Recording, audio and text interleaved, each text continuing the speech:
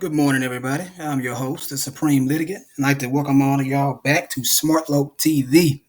Before I begin, please go ahead and pound that subscribe button and give me thumbs up. That lets me know that I'm helping you. If not, give me a thumbs down or at least comment and let me know what can I do to help you on my channel.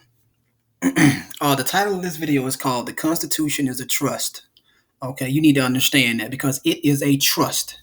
Now, if you don't know what a trust is, don't worry about it because I'm about to go ahead and explain it to you. So we'll start off here. What is a trust? A trust is a relationship with respect to property involving three players. The settlor is the person who transfers property into trust. Another word for settlor would be a grantor, truster, donor, or maker. Okay, that's another word for settlor. Okay, a trustee is given legal title to the property. The trustee's job is to hold and manage the property in accordance with the instructions in the trust document. In other words, with the instructions from the settlor. Okay, and the beneficiary is given the benefit of the property. That is an equitable interest in the property. Okay, so that's what a trust is. Okay, that's a general understanding of what a trust is. So, what property am I talking about? Before I begin with property, y'all need to understand this. There's something that they call title of conquest or right of conquest. Okay, and I'm not going to focus on all of this. If y'all want to read all of that, that's fine. But this is what I want to focus on. Everything that I just highlight. The right of conquest is a right of ownership. Ownership is synonymous with title, just to let y'all know. Ownership is synonymous with title. Okay. Is a right of ownership to land after immediate possession via force of arms. That's robbery, just to let y'all know. Robbery. So they took this land, okay, from the people who were already here, okay, and they drafted a constitution, and everything that is attached to this land here is held in trust. The property, okay, this land is property. The water on this land is property. The fish in the water on the land is property. The streets, the highways, the courthouses, the libraries, the gyms, all of that stuff, the Boys and Girls Club, all of that stuff is property and is being held in trust for the beneficiaries, which are you and me, by the trustees, which are the public servants. Okay, that's what y'all need to understand.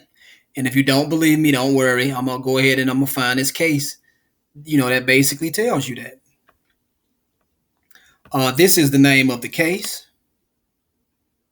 This is from 1898. Okay, this is an Illinois case, and I'm about to read you a basic. I'm about to go over some basic principles in here. I'm not gonna be on it too long though, just to let y'all know because I don't want to bore y'all. Okay, let me scroll down. Where is it at? Yeah, I'm coming up on it right now. Let's see. Where is it at? Oh, it must be down a little. Yeah, it's down a little bit more. Here it is, right here. That's one of them. Okay. I'm going to read this. I want y'all to read this too. If y'all need to, just pause it. But this is what I'm going to read. Y'all can read this entire case if y'all want to, but I'm not going to read the entire case. But anyway, the municipality is charged with a public trust and where it is about to commit an act clearly illegal, in other words, unlawful. Well, I would say it's unlawful. But anyway, that's the type of word I would use unlawful.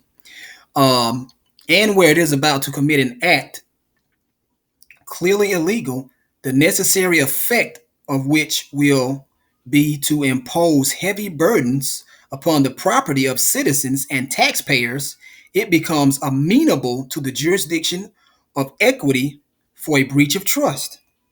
And such court and such court may interfere by injunction for the prevention of such act. So in other words, when a municipality, or in other words, a city, is about to breach public trust, then you can petition I would say the circuit court because they are courts of general jurisdiction. Basically, what general jurisdiction is they hear admiralty cases, common law cases, and equity cases. General jurisdiction. So you can file a petition, um, not a petition, and I'm sorry, an injunction against the city for breach of public trust. Okay, and get an injunction against them to stop them from doing what they're doing. Now let me scroll down just a tad bit more. About right here, right here. And I'm gonna read. I'm not gonna read all of this. I'm gonna read uh, probably about that much. Okay. The streets and alleys of a city are held in trust by the municipality for the use of the public, for purposes of travel thereon, and as a means of access to and egress from buildings abutting thereon or adjacent thereto. The right to travel on and along the streets of a city belongs to the general public and does not belong to its denizens. Let me show you what a denizen is. I had to look this up because this is my first time hearing this.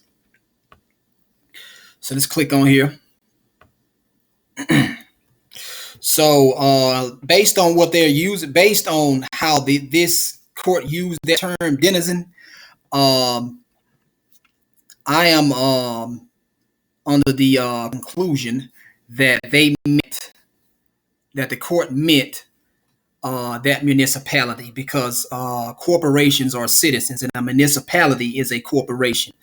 You know, the city of Atlanta, the city of Montgomery, the city of Chicago, the city of Michigan. Do y'all see what I'm saying? Uh, they're municipalities, and municipalities are corporate citizens. Okay, that's what a person is. A person is a corporation.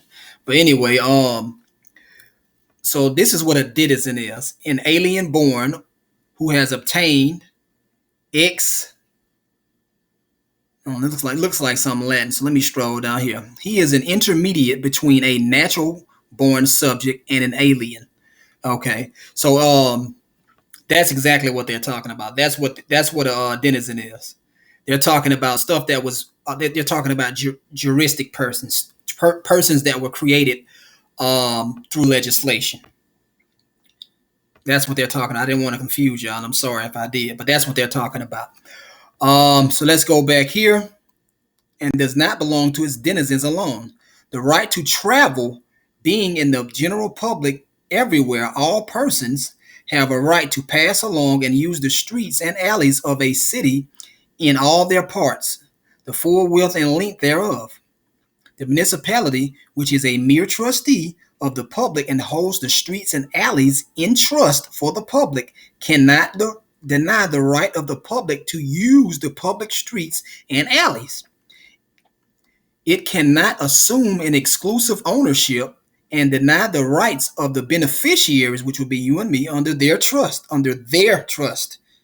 okay, and arrogate to itself a power greater than that of a mere trustee, and prevent the use of the streets and alleys by individual members of the public. Okay, there was something else in here I wanted to read, but I'm just going to advise y'all to read it because I already know the Constitution is a trust anyway. And I know public servants are trustees. Okay. I hope this video helped y'all to understand the basic understanding of what a trust is, what property is being held in trust, because I want y'all to understand that everything that I just said is the reason the Constitution is a trust and public servants are trustees. The Constitution, it doesn't have to be called a trust in order for it to be a trust. Okay, that's very important because they deal with substance over form, meaning the title is not important. Uh, what the document is actually doing is more important than the title of the document. Do y'all see what I'm saying? That's why the Constitution is a trust. Now these public servants, they like to mock you and make fun of you, and they like to act like that they don't know, or they like to act like that you are making this up, that the Constitution is a trust. You're not making this up, okay? You are correct. The Constitution is a trust. I hope that helped y'all. If it did, give me a thumbs up. If not, y'all let me know anywhere where I can, improve. But that'll be the end of this video. Enjoy y'all day. The Supreme Litigant is out. Peace.